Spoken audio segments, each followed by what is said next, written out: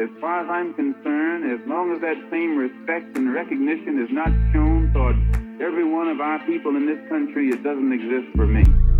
And during the few moments that we have left, we want to have just an off-the-cuff chat between you and me.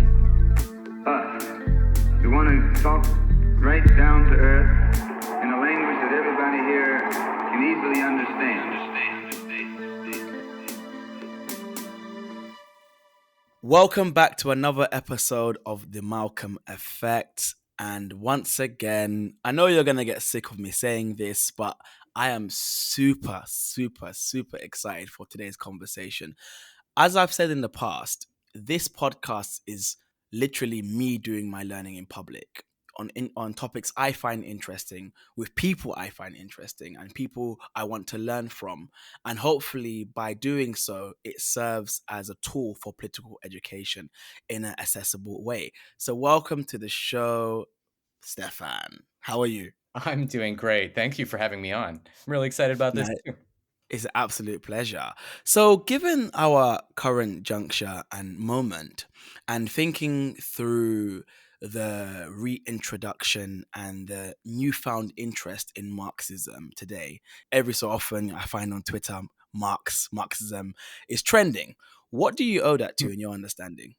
Well, I have no idea what trending on Twitter possibly could mean, but there are. I'm militantly offline, but there are a couple of layers to this. So, in the first instance, there's the moment we're in now, which is the post Bernie moment. Let's say the post electoralist moment in the history of the left. But the relevant sort of category here is the post 2008 period. And the reason why Marxism, I think, the straightforward reason why Marxism gained a new lease on life after 2009 was because bourgeois economists who had won the day in the Cold War period really had no explanation for the great financial collapse that happened in 2008, 2009.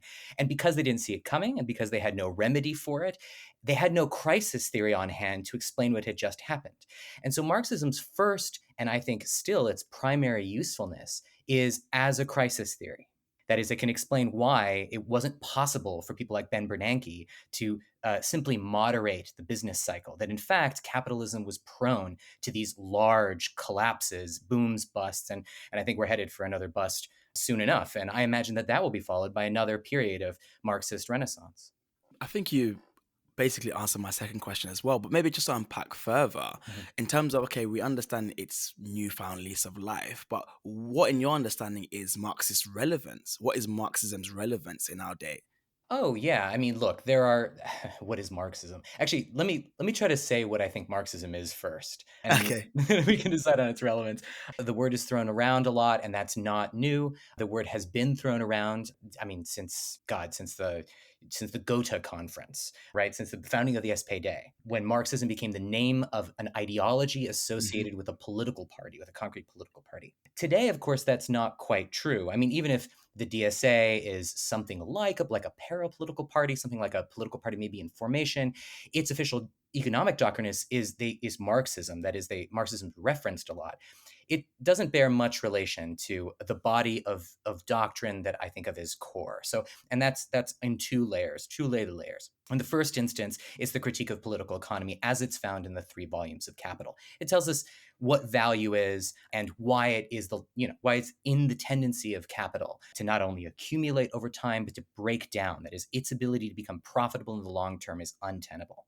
And that basic insight with the capitalist economy and its internal contradiction is a species of, well, historical materialism, which is a doctrine about the underlying forces at work in history. And briefly put, that's just to say that the history of human society has a long-term tendency to advance its means of production, its skills, its abilities, what and how it produces, and that the rest of our social relations are fit to our capacities. And we're constantly in a state of fitting relations to capacities. And everything about politics, everything about the surface level of society, even down to the structure of the family, is dependent upon those underlying forces. So look, if it's the case that Marxism has an excellent explanation for how we got into this mess and how we might survive the next one, and I mean here just economic downturns, not the other crises, right? Climate change, the threat of nuclear war, which are all very real. You might have noticed that leftists love their apocalypses. So you can take your pick. In fact, one of the reasons why Marxists or leftists in general like their apocalypses is because they are trying to, for a long time, up until I think 2009, they were trying to find another kind of terminal crisis that could replace the economic terminal crisis that classical Marxism had envisioned. But of course, we don't need to envision one anymore because actual terminal economic crisis might be upon us. My least popular view is that capitalism is already over. In fact, it ended 10 years ago, and we haven't quite adapted social relations to forces of production quite yet. So, given in my understanding and my coming to Marxism, I recognize a potency that it has in political organizing, in getting to the kernel of oppression and how we understand exploitation. In your understanding, once again, what do you think Marxism offers us in terms of political organizing that perhaps other theories don't, in the academy specifically, let's say cultural studies or postmodernist studies? What do you think it is about Marxism that offers us a specific tool or analysis that helps us, produce action that maybe the other tools don't?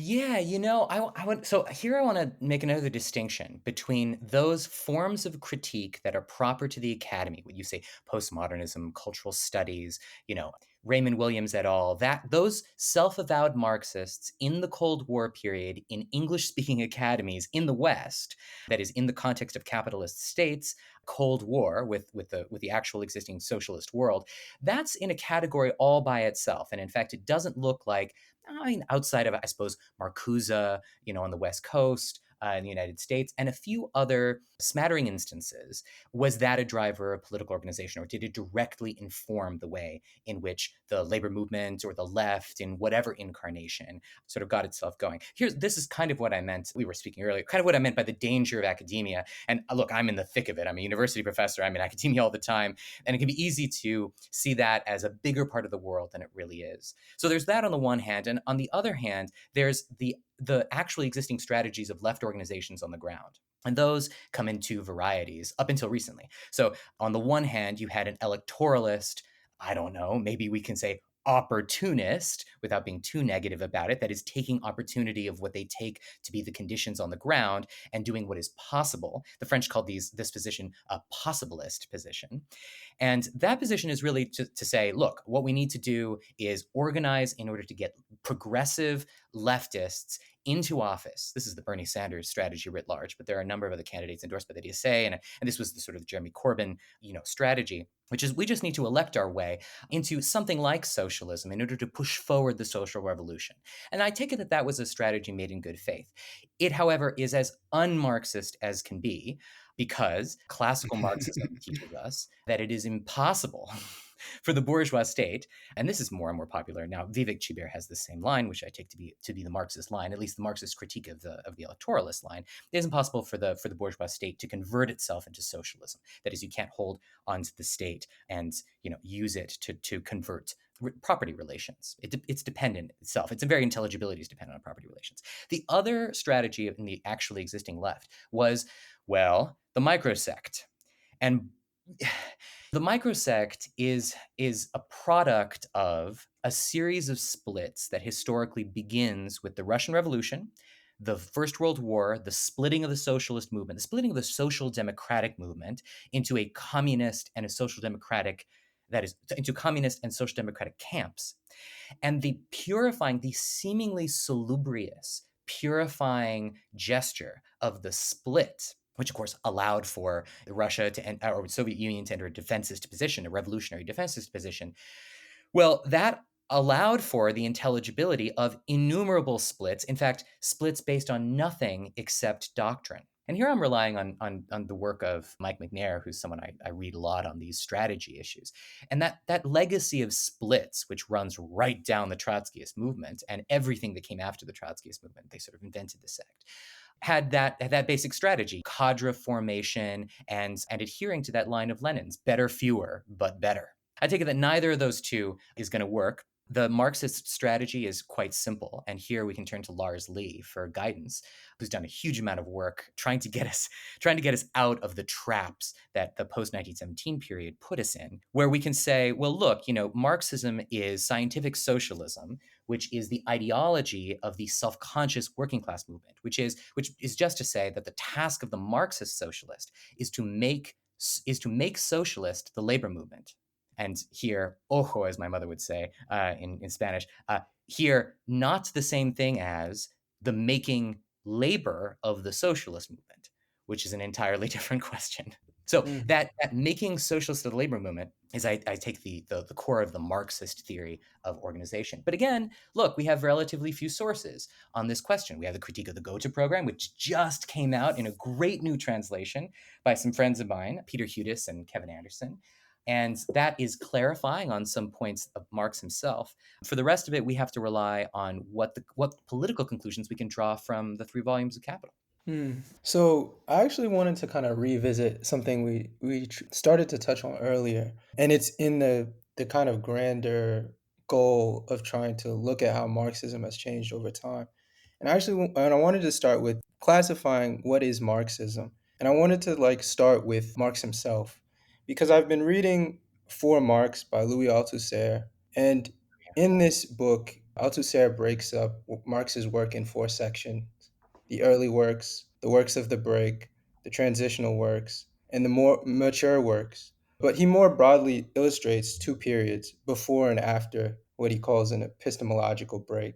And Yeah. I think it's important to contextualize that Marx is birthing a new philosophy in response to work that precedes him. So, I mean, generally, what do you think of defining periods of Marx's writings, and what does it mean for identifying what Marxism is, even amongst Marx's own work?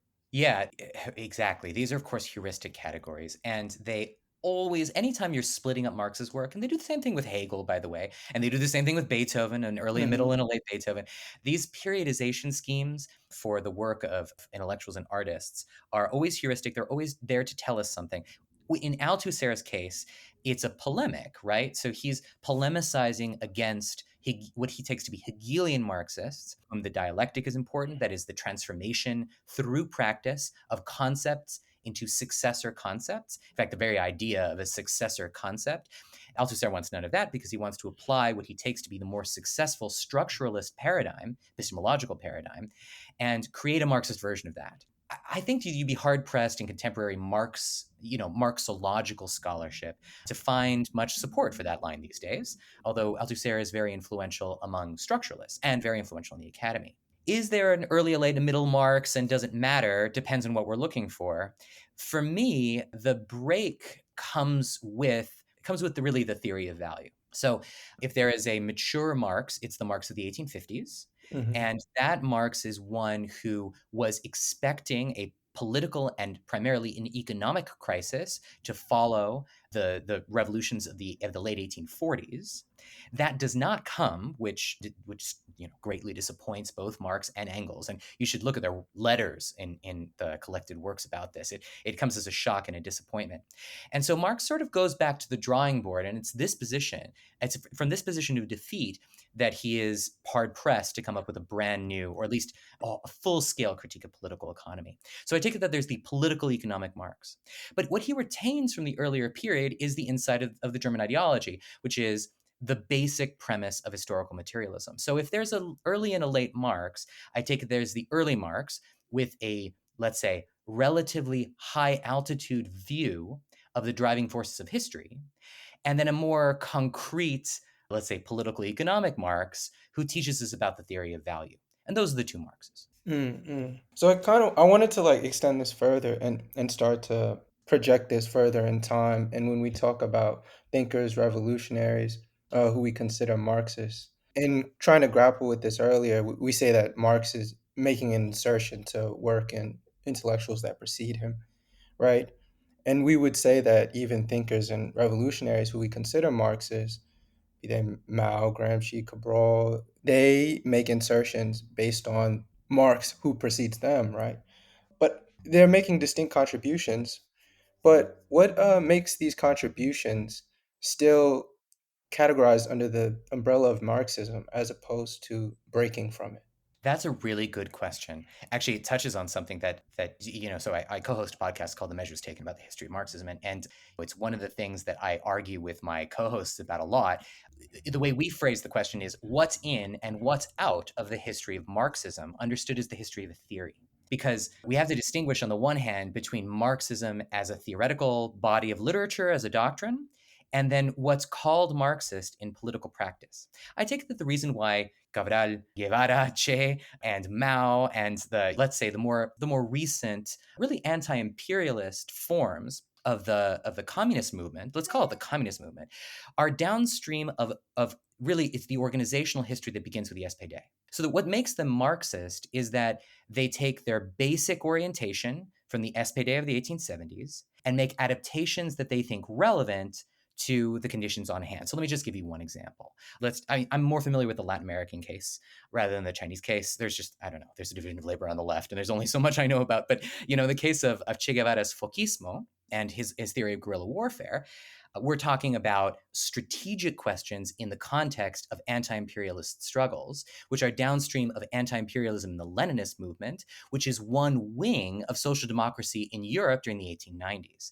And so if you trace that lineage back, you trace it back to a party that called itself Marxist and is therefore Marxist in some historically relevant sense, even if there is just nothing that connects Foquismo with the theory of value. And therefore, it's not properly Marxist in the theoretical sense. Thank you for that. That was very helpful. And I want to take it even further into today, right? And I want to kind of repeat this question with regards to discourse today. The figures I mentioned are from the past, but Marx has really made his mark, right? You'd be hard pressed to find discourse within social theory today that doesn't address his work, even if it does so in a lackluster way. But what do we classify as anti-Marxist in debates today? What is the difference between a break or a continuing of a Marxist tradition today amongst the relevant discussions and debates? That's a really good question, actually. And I'm going to make the same distinction, but I'm going to make this that I just did, but I'm going to make it about contemporary literature. So, okay, so on the one hand, there's everything downstream of Marxism in the sense of, well, things that are kind of in the Marxist theory and kind of not in the Marxist theory. So let's take one conceptual example, the concept of class. The Marxist concept of class is inherited from 1840s socialist discourse. That's the first generation of self-consciously socialist political theorizing. This is pre-Marxist now. And they, so you can look at someone like Lorenz von Stein, who's an 1840s writer. He's a German historian of really the post 1789 French revolutionary process. And Lorenz von Stein is going to look at that French case and say, hey, what happened to the French Revolution?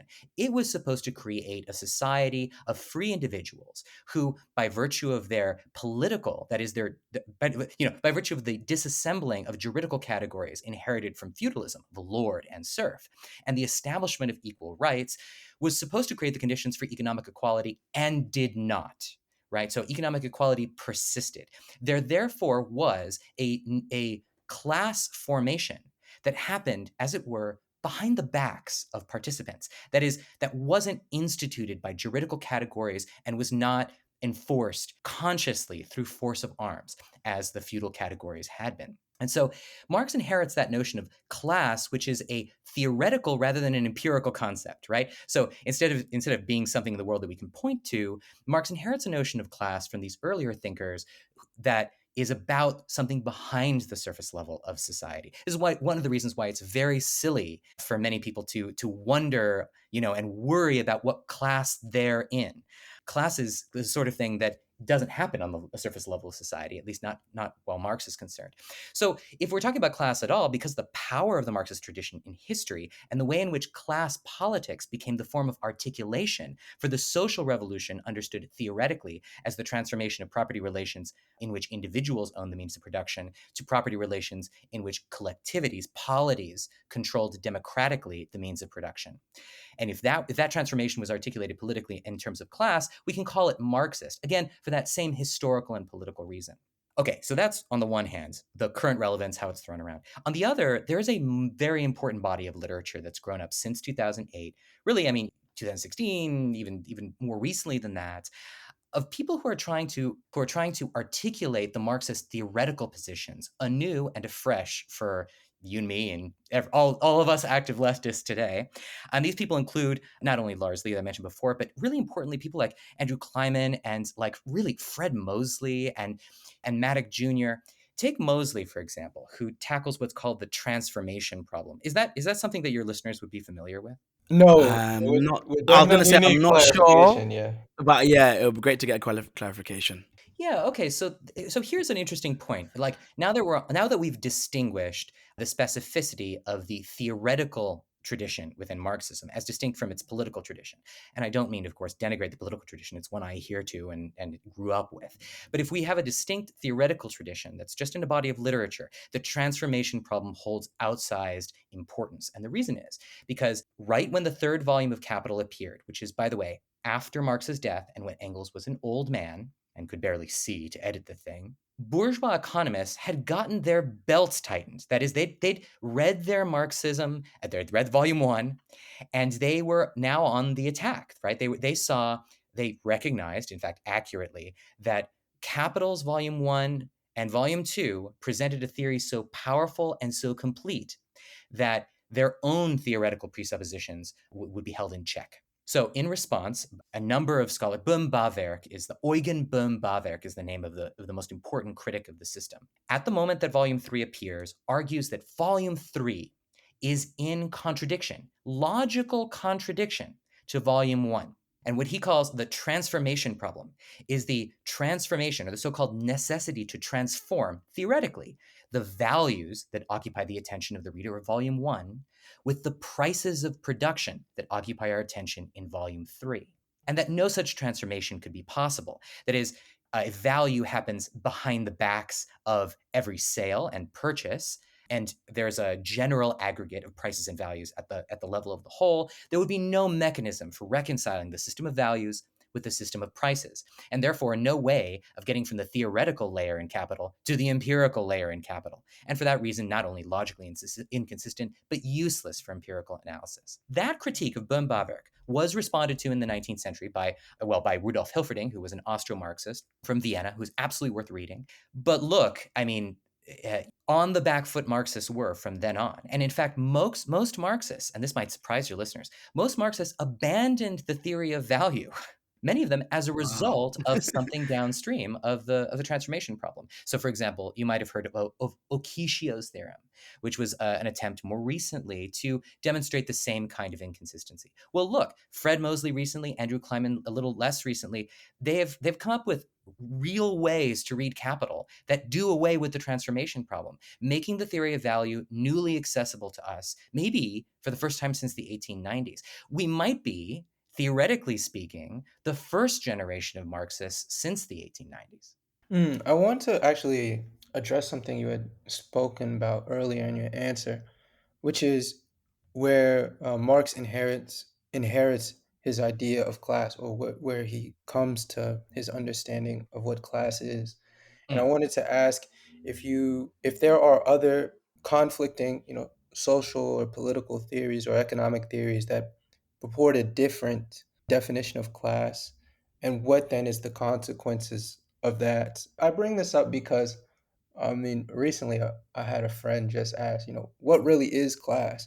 And so I was hoping you could kind of reiterate what that definition of class is according to Marxism, and if there are any other conflicting definitions of class within other social, political, or economic theories. Yeah, that's a really good question. I mean, the concept of class, which has become so important these days. I mean, every time the DSA wants us to focus on the working class, or God forbid, the MAGA communists that are popping up online, and let's hope they stay only Honestly, online. I know. Yeah, isn't that horrible? I mean, it just makes you want to run out the door screaming. Literally. That's okay. I think they're gonna kick out Caleb Maupin from the Communist Party. I hope they do. All of which is to say, they want us to focus on the real working class, and what they think of as the real working class are, I don't know, some fantastical image of a New Deal era blue collar worker on a construction site, poetically perched on top of a suspended beam above a high rise. But instead, I think that Marx. The value form theorists, the German value form theorists, distinguish between an esoteric and an exoteric Marx. That is an esoteric Marx of theoretical consistency, that is the one we see in Capital and to some extent the German ideology. And the exoteric Marx, that is the public-facing Marx, if you will, that we find in the 18th Brumaire and the Communist Manifesto and in those other places. That exoteric Marx is where we find the concept of class. But let's now face a hard truth. Marx, and there's great Bertel Ohlmann classic article on this that you can find on JSTOR, which I love. Marx uses the word class to mean really just everything. He means it to mean any kind of segment in society, whether or not it's distinguished by its property relations or not, which of course drives people crazy, especially people who are inclined toward empiricism. So take someone like the late, great Eric Olin Wright, who spent a huge amount of his career trying to come up with empirical criteria to decide who's in what class and how many of them are there. This is just not a reasonable proposition. I take it that the Marxist conception of class as it's found in Marx, with a good faith reading of the literature in Marx, and reconciling it with Capital, that we can say that class is a kind of propaganda concept. That is, it allows us to feel a kind of solidarity and a form of personal investment in organizing in the workplace primarily in order to transfer control of the workplace to democratic bodies of workers. We can think of it in terms of class, but if you're trying to use it in any more specific sense than that, if you're trying to use it in a theoretical way, right, trying to get to the bottom of it, as it were, you're just never going to get to it because there is no bottom of it. Wow. Yeah, so the last question from me is kind of circling back to when we were discussing what are kind of the core beliefs of Marxism. In your opinion, what is the most important of these core beliefs? What is the most important of these central tenets with regards to, the political happenings of today? Yeah, I have a really concrete answer for this, which your listeners might like, but most of my grad students don't. I think there's just one, which is that it just so happens that in the history of productive technologies, more and more industries that are subsumed within capitalist social relations. And let's be really specific about what I mean by that. The capitalist mode of production isn't any form of commodity production, right? So if I'm if there's things that are just not commodity production, like service employment. If I pay someone to clean my house, that's not the capitalist mode of production, and nothing's been commodified or anything. Then there's, of course, petty commodity production, which is small scale production. Think of artisanal craft labor. I write about the musician. I'm a music historian. Music is often made, like many fine arts, are often made on this craft basis. In fact, if you ask me, or if you ask someone even smarter than me, like Dave Beach, who's great on this and who's written on this, it just is what makes the fine arts is that they're carried on in this craft non-capitalist, that is non-exploitative way. However, more and more industries, and you can see this right in front of you, went through a factory phase and are now in a phase of development in which the most efficient form of their usefulness is as coordinated networks. So think of transportation, think of electricity, think of the internet. My God, the internet, which only functions in this networked way, that everything is going the way of the post office, as it were. Not because that's good or that's bad, but because in order to make best use of the resources that society has available, in order to make us all wealthier and prosperous, we just can't run them in this way that, in which individuals control large scale production. So think of the irrationality, for example, of Twitter. I love this example because it's in the news and it's just perfect. It's here's this resource, and I want to be entirely neutral about whatever its usefulness is. Let's just assume, for the sake of argument, that Twitter meets some social need. God knows people use it, so let's assume it meets one. If it does meet a social need, then it is patently ridiculous that its owner should be Elon Musk, just this one crazy man. In fact, that can't be the most efficient way to use this, distributed networked technology. The internet's just not up for capitalist social relations in which individuals own the means of production. And for that reason, we will become systematically poorer if we do not transform those relations. Marxism teaches us that our future is poverty if we don't become collective owners of those resources. Thank you. Just circling back to, I guess for my own learning, and people I'm sure are going to maybe have similar questions. So when people say that your class is produced by your relationship to the means of production, is that an incorrect statement? It's an incomplete statement. So let's take an example. Let's take a worker who has inherited money from their parent, but who still is exploited in a 9 to 5. So they got an office job, and like Marx says of the hack writer, has become proletarianized. And say they're I don't know, they're making some content for BuzzFeed or something, but they've inherited some money from their parent, and this is true for a lot of millennials here in the United States, at least. I'm sure in the UK too, and therefore they own some bit of property, and say they rent this property out as on Airbnb. Well, this individual is now in two class relations at the same time: a rentier that is a speculative capitalist and an exploited worker. So I think the more concrete way of talking about class, if one wants to retain the category, as I say, for propagandistic purposes, is to remember that class, if it's to refer to capitalist social relations or exploitation on the job, is not the sort of thing that adheres to individuals, because individuals can occupy all kinds of class positions. Okay, thank you for that. And in terms of your example you gave of, let's say, someone hiring a domestic worker, is there labor not a commodity in this example? Right. No, labor is never a commodity. The commodity that's sold to the capitalist is labor power. Labor power, yes. Marx makes a big deal out of that. Say if someone comes to my house and cleans my house for a fee, the service Mhm. that they're performing is in their control at the for the time in which it's produced, and that service is remunerated at its value, or at least that's the theoretical presupposition. Of course, I can stiff the worker, and therefore would be cheating them out of some amount of the value of their commodity, but their commodity is not labor power. Their commodity is the service of cleaning the house. Thank you for those clarifications. That was for me as well. Okay, in thinking about our current moment, strategy. I mean, oftentimes we speak about theory in these high and mighty terms, and people often, okay, then what do we do? So, in thinking about that, I know it's a very grand and broad question and probably a bit much of an ask, but let's think about North America. I mean, we've sent a few shots at the DSA and Bernie Sanders in this episode. So, thinking about strategy going forward, what can we do in North America, in your understanding, using Marx's analysis? Oh, poor benighted North America. I'd feel so much so much worse about our own deliriously degenerate political culture if the UK's deliriously degenerate political culture weren't so much worse and funnier. Well, I mean, we're in this one together, guys, right? I mean, Yes. across the pond here, we did the Corbyn Sanders thing together, and we did the Brexit Trump thing together, and I think our fates are tied, and I'll tell you Yeah. why. We throw around the Marxist world, we throw around the word imperialism a lot.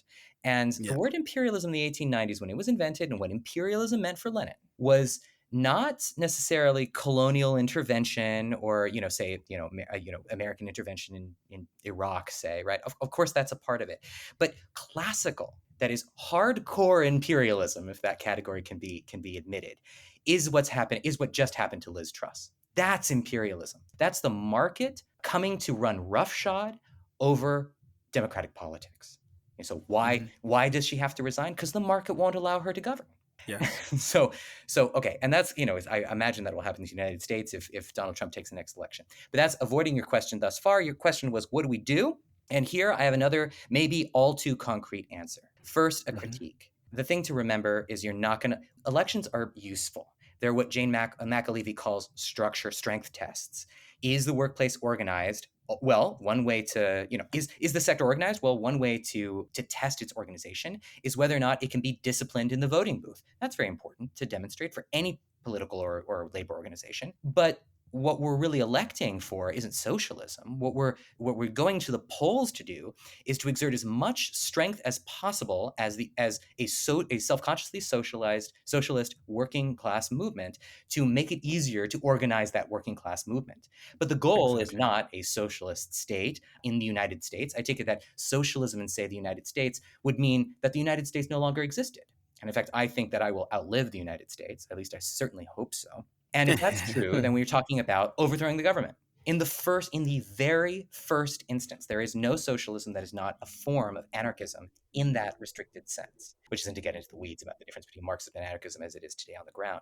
So we need dual power. That is, every workplace, every building needs a council. And those councils need to be in the business of demonstrating their capacity to, after a revolutionary transformation, take direct control over organizing things.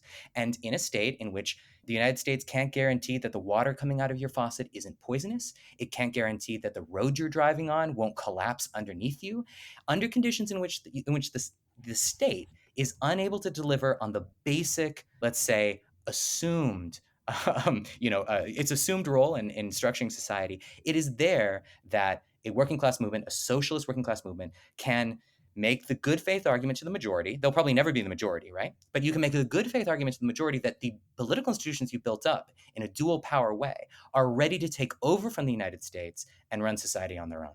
Could Thank you could so you much. could you clarify what is meant by dual power? Yeah, this is an old Leninist thing. So, okay, so in the context of the Russian Revolution, there were, of course, many wings to Russian social democracy, and many more splits than the famous Menshevik-Bolshevik split.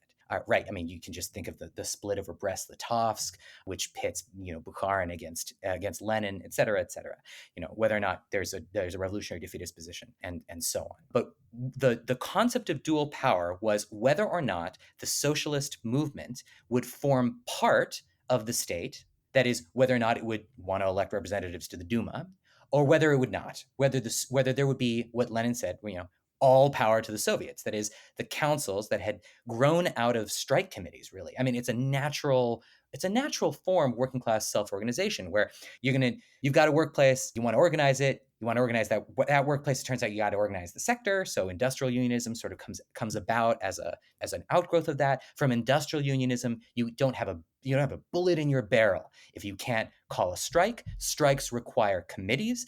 Out of the strike committees comes the form of executive leadership for independent working class organizations. And those strike committees, now Soviets, or I prefer just to say councils, those councils become de facto governing bodies. And in fact, what Lenin meant by all power to the councils was exactly what I mean when I say to do away with the United States, even as Handmaid's Tale as that might sound, which is, I guess, our only popular cultural imagination for a revolutionary transformation in the United States, a dark one. But it's in that context that you can say, well, look, the state has to just be replaced by federated councils. Oh, see, you give such good answers. I have more questions. Please, I can do this for I'm, a while. I've got a couple more actually. I think the example you gave of Liz Truss, I think people will think hearing that, what do you mean imperialism took place in the UK? They are the imperialists. So do you have like maybe a working definition of how we understand imperialism? People often think it's what occurs at the behest of the United States and the West in the global South. Yeah, it's true. Look, let me admit to something. When I say that Liz Trust was destroyed by imperialism, I mean that to épater is the word in French, to bother people, as it were, to be polemical. Okay. But I do mean it in a technical sense. I actually think that in a technical sense, I'm right. And that's just to draw attention to the following. And you asked after the classical definition of imperialism. So here, again, a little bit of history. Imperialism means what? Where in the world did that come from? Well, it comes out of theorizing about the revolutionary process in France. And as you might remember from reading your Marx, that Marx says that the French Revolution draped itself in classical analogies. So think of all those Roman names that those French revolutionaries took on. They saw themselves, in fact, establishing a republic. Well, where did they get the idea of a republic? Well, they got that from classical literature. So there was always a self-conscious parallel drawn between the classical world and the French revolutionary process. Well, in the classical world, there is a famous instance of the transformation of a republic into an empire. The crossing of the Rubicon, the establishment of Caesar's rule, etc. Right, the doing away of the republic in Rome. Well, the Napoleonic phase of the French Revolution was thought of in roughly the same terms. That is, people who were theorizing about the political effects of the French Revolution saw that the democratic republicanism of the Jacobins, for example, was then replaced by an imperialist phase of Napoleon. And the thing gets worse when you get to the Russian Revolution, because it looks like the Russian Revolution, in its democracy of councils, has a republican phase, now a proletarian democratic phase, and then a thermidor, which is the rise of Stalin, and then an imperialist phase then. So the word imperialism comes out of a literature that is not tracking political economy. It comes out of a literature that's tracking let's call it the natural history of revolutionary processes, which are supposed to establish democracies, but are always threatened by relapsing or perhaps degenerating into an imperialist phase. Okay, so what does Lenin mean when he talks about imperialism? Or what does Kautsky mean? Or what do any of these people mean? Well, they're talking about a decadent phase in the history of capitalism, in which a democratic republican political form, proper to, let's say, a more distributed form of early petty commodity production, being replaced in the era of factory production with an imperialist phase, that is a anti-democratic phase. So it's centered, and this is what I hope to emphasize here, it's centered on whether or not democracy is being upheld by capitalists' political representatives, capitalism's political representatives. Okay, so why do I say Liz Truss was the victim of imperialism? Well, precisely because, in the context in which large trusts and firms and cartels, you can read Finance Capital, that is Rudolf Helferding again, actually. Rudolf Helferding sort of has the best and most mature theory of imperialism in the political economic literature. And it's all about banks. Imperialism means the role that banks and states, which back banks, like our Fed and your Bank of England, which keeps hiking rates, which is going to make us all poorer too, by the way, although they're stuck between a rock and a hard place, that these formations, which are proper to mass manufacturing period of, in industrial production, that these new formations would go to war against one another. They'd have all these negative political effects, but primarily they'd run roughshod over democracy at home. And so that's exactly, of course, what's happening in Britain, which is democracy is dead, because the state and its bank it has to adhere to market discipline, and as a result is no longer in the business of upholding democratic norms at home. I don't know. Maybe I'm talking about UK politics without knowing. I might be talking directly out of thin air here. You guys definitely know more than I do. No, thank you. But is that to say, in Lenin's definition, that the term still holds weight in what happens in the global south at the behest of the United States? Well, right, because the imperialist phase means what? It means that large-scale factory production has necessitated larger-scale capital investment, the sort of investment that could only be done by trusts and by national banking institutions. And that would involve the state in the competitive process, the war of all against all. And as states competed at that level, they would use their standing armies in the competitive sphere, and just subjugating other states, one state subjugating another state in that dynamic is of course a part of that dynamic. I mean, the case I know best is Chile, in which, it's just imperialism all over, right? I mean, the Chilean state is first beholden to British, because it's British capital backing the extraction of nitrates. And then when it moves to its copper extraction phase, Chile has always been, of course, a primary raw materials producing country, and copper amounts for a huge amount of its economy. Then it was the Americans, right? Anaconda Copper, which had interests in Chile. And this just did not allow the Chilean state to foster democracy at home, because it was beholden to market forces that were at the global level. And therefore, what happened to, lots of versions of the Chilean state, but paradigmatically what happened to the Allende administration, was an instance of imperialist takeover, as it were, but not because of barbarian subjugation, but through the unforced force of the working out of value. Thank you. And then finally, do you see any strategic value in responding to, let's say, because this is actually advice for myself and maybe other people who are trying to be involved in some sort of public facing scholarship, in responding to, let's say, where people are at, because people are listening to Jordan Peterson and Marxism, for example, or listening to what's out there in the mainstream. Do you see any strategic value in responding and refuting these claims by these people? No, I don't. And in Okay. fact, I think that we've made a huge the left media sphere has made a gigantic error, in my view, which is that it isn't doing what I take it that you're doing, and that what I intend to be doing on my podcast, which is political education in public. In fact, I love that you present your work that way. I think in fact, I think that the work that we're involved in, that you're involved in, is invaluable. I wanted a big wall Thank you. between that and the Majority Report, or the left Twitter sphere. Those are people, those are media personalities, and they spend their time talking about other media personalities. And Jordan Peterson is not a political figure. He has control over nothing. Right. And I take it that we do want to change minds, but not all minds, certainly not the minds of those who click like and subscribe. Instead, we have to, in the first instance, change the minds of our neighbors if we're tenants, or in some other living situation, shelters, etc. That is, change the minds of our neighbors, and in the second instance, change the minds of our coworkers in the process of creating concrete institutions that are ready to take control over the day-to-day processes of running a living facility, like a building, like an apartment building, paradigmatically, or any kind of productive space. And even in the academy, even though it's technically not exploitative in the same sense, even in the academy, that is, everyone who works for a wage ought to be changing the minds of the people around them, and talking mostly to people who don't agree with them already. And I take it that if you're mocking Jordan Peterson for an hour on your show, you are not talking to anyone who doesn't already agree with you. Thank you so much for that. This has been an insightful episode. I thought I was going to close up, but Christian, go ahead.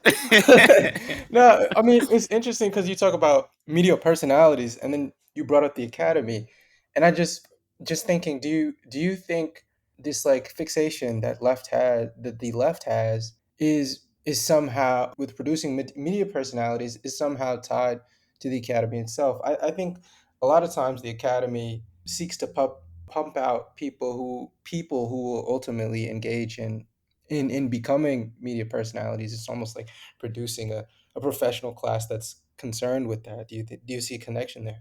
Oh, yeah. In fact, I'm glad you brought that up. I work in the academy, but I take it that the academy right now is, and you can see this as, okay, so, more and more of my colleagues are, especially older colleagues who are less comfortable with the new forms of media, are finding it an imperative, like a career imperative, to have social media presences. There's such a thing as, I'm a musicologist, that there's musicology Twitter, right? Okay, this is a long transformation, but the way in which academics become promoted is by getting their name out there, right? In fact, what I'm doing right now, right? This is, you get promoted by gaining clout. And you gain clout through vehicles that are some segment of the media sphere. Now, if you're in an esoteric corner of the academy and you're talking to 6 people and their brother or something, perhaps you're able to win them over through your media presence at in a pretty high-minded way. That's increasingly impossible. And more the academy is just beholden to really whatever the large social media institutions think their advertisers would like to see. And that's just a general form of degeneracy. So this is just part of my general take on this, which is, if you're an academic, you're also a media personality. So it's important to do good work to provide the working class movement in its socialist phase with as theoretically a robust grounding as possible. But that's not political. The political work comes with organizing a workplace and really nothing else. Thank you. I'm done. Thank you so much, Professor Stephan. This has been an You let me insightful go on my conversation. soapbox for no challenges. I was expecting to be fought with. No, I largely agree, but Exactly, I agree. So glad. No, this has been a truly insightful conversation. I do hope we can do more in the future. I really do hope. I'm trying to just think about ways in which we make political education accessible. So I do hope we can do some more in the future. I'm going to leave out. Oh no, you don't have your socials, so I'm going to promote your podcast in the comments so people can check it out, please. Yes, And I know great. you. And other than that, if I have any follow-ups, I will be sure to kind of send them to you, and maybe we can engage some dialogue via email in the future. This is the Malcolm Effect. Please like, comment, subscribe. on Apple Podcasts or Spotify, or on anything that you listen to podcasts on. Until next time, peace out.